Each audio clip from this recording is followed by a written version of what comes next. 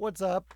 It's your boy, the Hikiko Mirai of mastering, and I found a very interesting plugin the other day that a friend of mine made, and it's called Bass Flip. And it has a very scary proposition that it puts forward.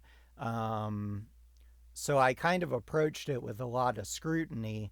But the more I've dialed into it, and especially after a conversation I had with Johannes, where I said, I think it's messing with the punch on kick drums, he was kind enough to add a look ahead. Well, now that I've got all of that figured out, it seems to work very well in terms of minimizing peak level of the low end through phase rotation based off a window length that you establish here. And what it does is it only rotates the loud part of the signal. If I hit play here, I'll show you what it's kind of doing. So if I go into the delta mode here, we can hear what parts of it are actually being rotated. And we can see that it's not all of it. It's just a good chunk of it.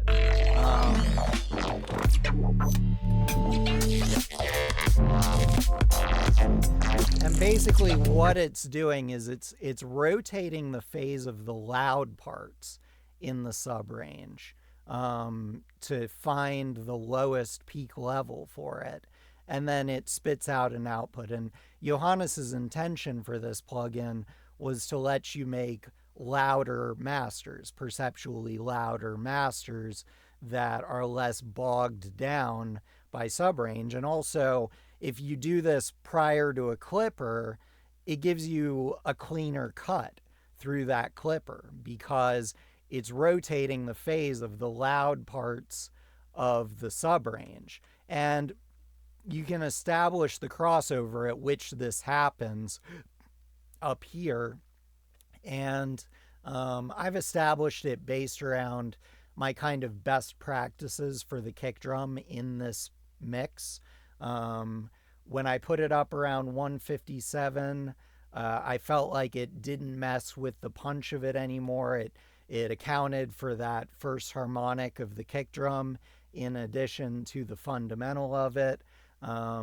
And in general, I've found that around 100 milliseconds is kind of your sweet spot for the impulse of a kick drum. So you lose a little bit of subrange through this, but the idea is you can get it back. And I thought, well, what if I optimized a master both through this plugin and also not through this plugin, where I'm doing different things with the low end to accommodate this plugin either being here or not being here. And I was really impressed by the results. This is the version of it that I've optimized for punch without this plugin in place. The green trace is the level of the transients. The blue trace is the level of the sustain of the sub. Down here, we have what I could get out of, my chain through this plugin, where, yes, I needed to add a bit of sub back. And on this plugin, it tells you roughly how much level you're recovering in real time based on dB and in terms of LUFS. And I kind of used that to figure out the broad strokes of how much I would add into the subrange, but most of it I did by ear just to get as much punch and pressure out of it as possible before it starts screwing up the punch. And what I've found is I can push a lot more into clipping before the impulse of my kick drum gets fucked up through this plugin. Everything I do kind of revolves around, like especially in the low end, revolves around optimizing the impulse of the kick drum into the clipper just to get it as forward and as punchy as possible. And I sort of budget the pressure, the sustain of the sub around that. I also do some degree of upward expansion on the kick in both of these, and I've messed with that for both with the plugin in and not with the plugin in, on sort of a section by section basis. So let's show you the upward compression.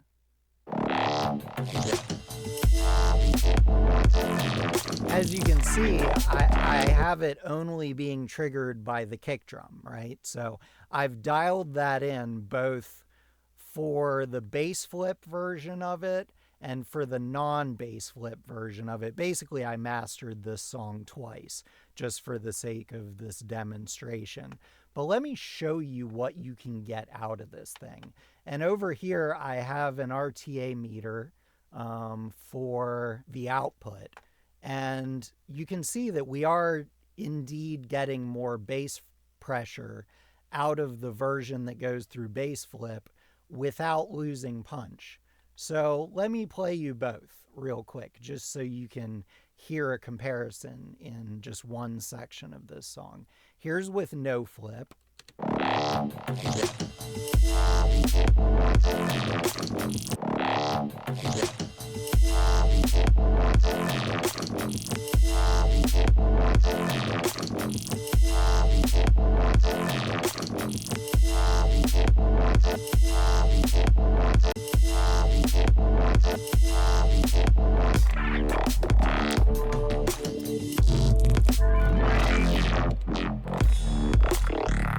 And here's the version with bass flip.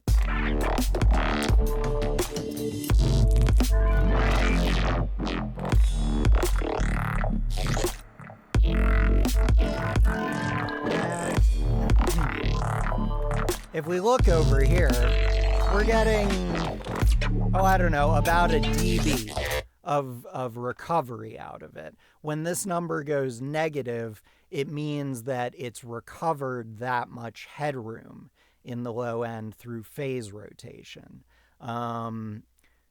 This will give you some degree of guidance, and I did in fact go up about a 1.1 dB in the sustain of the low end, but I got an extra 0.6 dB of transient punch in the low end out of it too. Here's that comparison again. Here's with flip in, with bass flip in. And here's without it.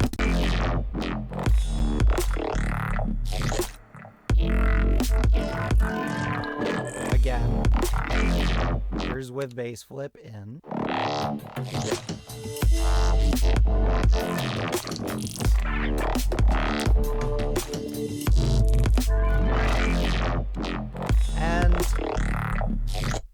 And we are indeed getting another dB of headroom in our sub range. And you know, you can do that with or without this plugin. The thing that I think is very unique and special about this plugin is that you can get that sustain up louder without messing up the punch of the kick, which is usually what decides how much sub pressure I'm going to put in a track to begin with. And from that, it establishes how loud, you know, the mid-range and the highs of the track can be. So this is kind of a clever, almost version of upward compression that is based off of phase instead of amplitude.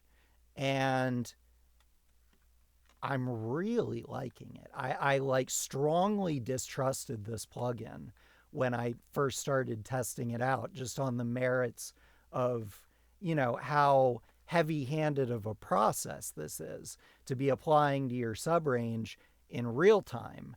But I've done a couple cuts through it, and you know, it seems to universally be effective.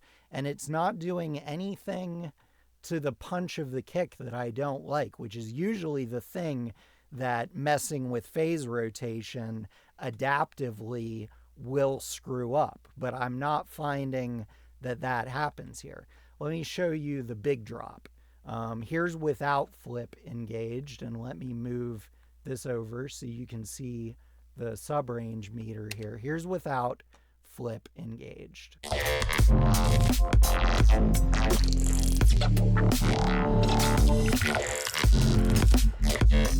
And here's with bass flip engaged.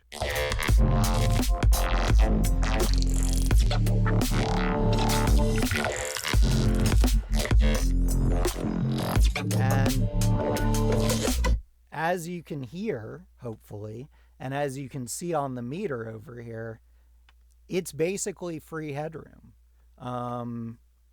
which is rarely something you can say, especially in the subrange. You know, if you're already like optimizing the impulse of your kick in mastering with things like, you know, upward expansion and pulling the transient up above the sustain, and harmonic distortion and all of those good things. If you're already doing all of those, you might want to check this out, because I think for genres that are sub-pressure intensive, like bass music,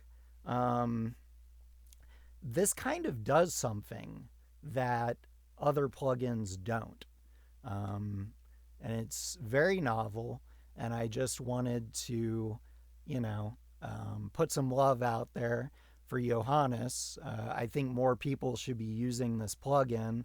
I used it across most of the Lavier LP I cut last week, and I'm really happy with the outcome on it.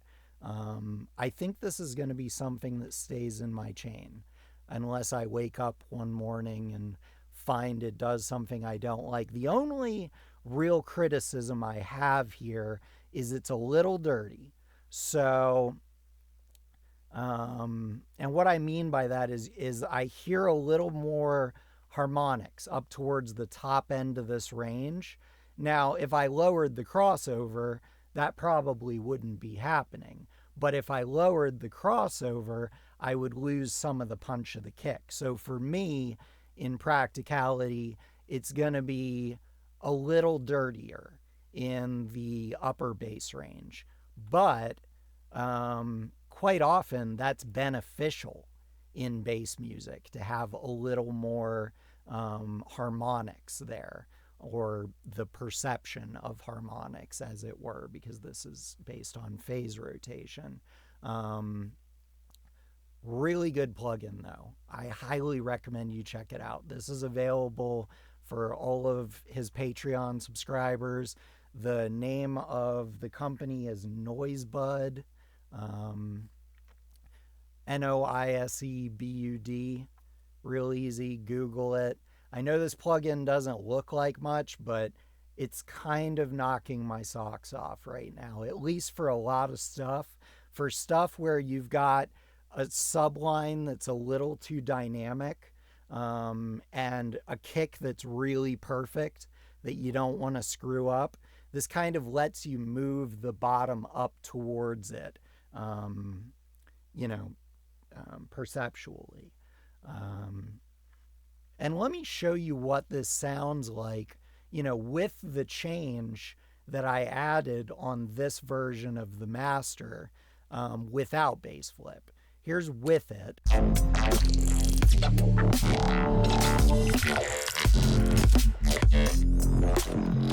And here's without it.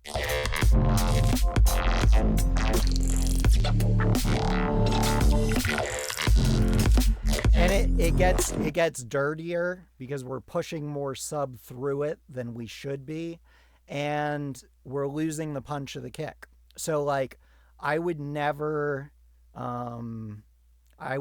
sell this master, but once you kick bass flip in, it lets you get away with that amount of sustain without eating into the punch of the kick. And I think that's a really special thing that I've run out of other ways to get.